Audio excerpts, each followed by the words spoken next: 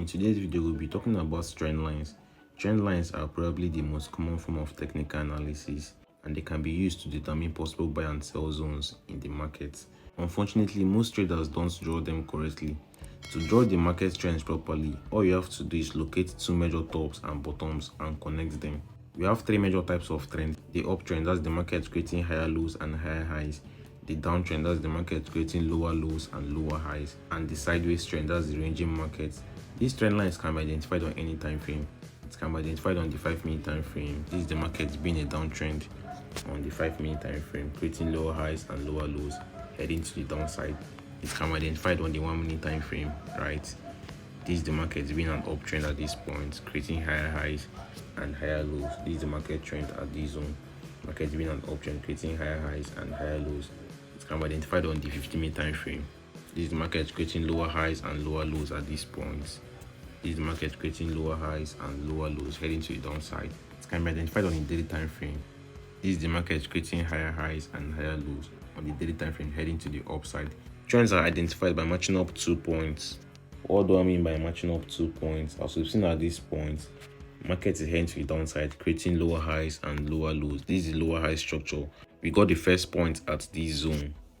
The first point at this level, right? We got the second point at this zone.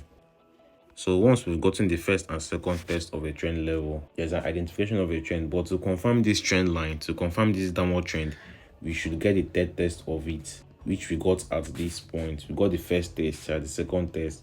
Then to confirm this downtrend, we have to get the third test of it, which we got at this zone. So on trend lines, we have our support levels and our resistance levels. This is the trend resistance at this point, because we've seen how the market sold whenever it tests this level, this diagonal line. The market sells on a test of it, sold at this point on a test of it, and still sold on a test of this level, the third test of this level for the confirmation. The market sold on it. So this is a confirmation of a downtrend, right? So we've identified the trend resistance. Now let's identify the trend support.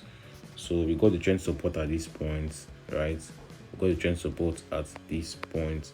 We got the first test of this trend support here. Remember, to determine this trend, we get the first and second test of a level, of an accurate level. So we've gotten the first test at this point, then we get the second test at this zone. We get the second test at this zone. So we have been able to identify a trend here. But to confirm this downtrend, to tell that this is going to be a downtrend, right, we have to get the third test of this level, of these points, right? So we got the third test at this zone. We got the third test at this zone. So you've seen how the market bought on the third test of this trend support and sold on the third test of this trend resistance. So to get our buy and sell zones on the trend, we wait for the third test of our trend support or our trend resistance, right? So this is a downtrend formation. Now we got an uptrend formation at this point. Let's identify our uptrend formation. This is one of the types of trend we've got, the market being a downtrend, creating lower highs and lower lows, heading to the downside. Now we got an uptrend formation at this zone. Let's identify our uptrend formation. We have an uptrend market at this zone, market creating higher highs and higher lows, heading to the upside.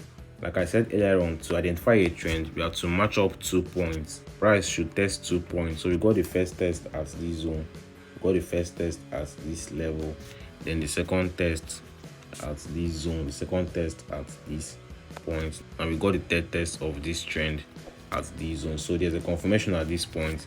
There's a confirmation because we've gotten the first, the second, and the third test. A trend is being confirmed on the third test of a trend support or a trend resistance. So this is trend support at this point. We got the first test, second test, and third test.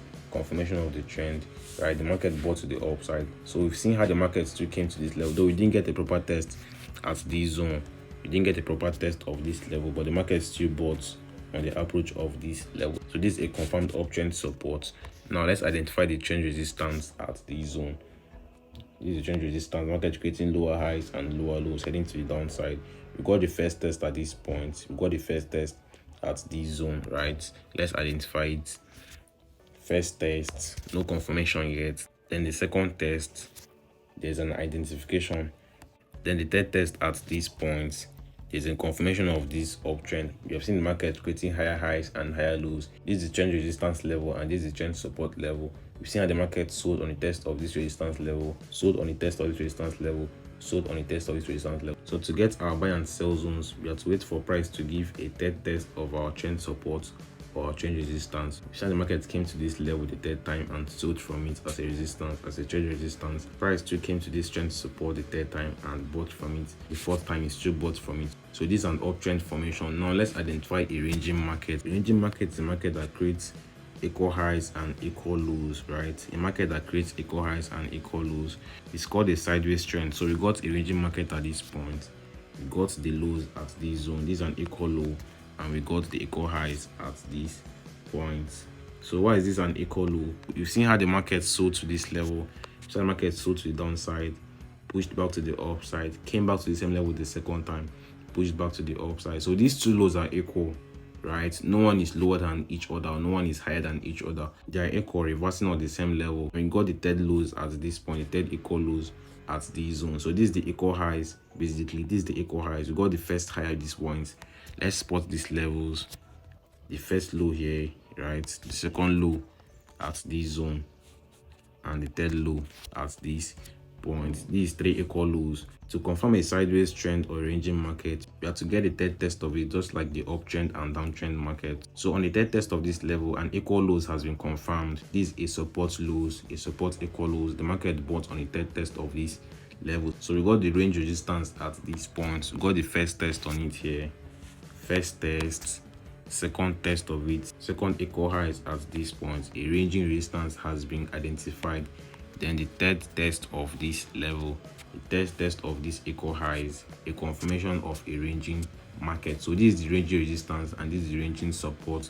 You've seen how the market buys whenever it gets to this level, it buys whenever it gets to this level, it buys whenever it gets to this level. So our point of focus is on the third test of these levels for our trade opportunities, right? So to look out for the buys on the third test of this ranging support level and get the sells on the third test of this ranging resistance level. So that's it on trend identification and getting buy and sell zones on the trending market. We can use these trend lines to our advantage if you can be able to identify them properly. So that's it, guys. Drop a good comment on this video and don't forget to subscribe if you're new to the channel. To my returning viewers, I appreciate your support. Please engage in my videos. It really means a lot, guys. Let's do more and have a wonderful day.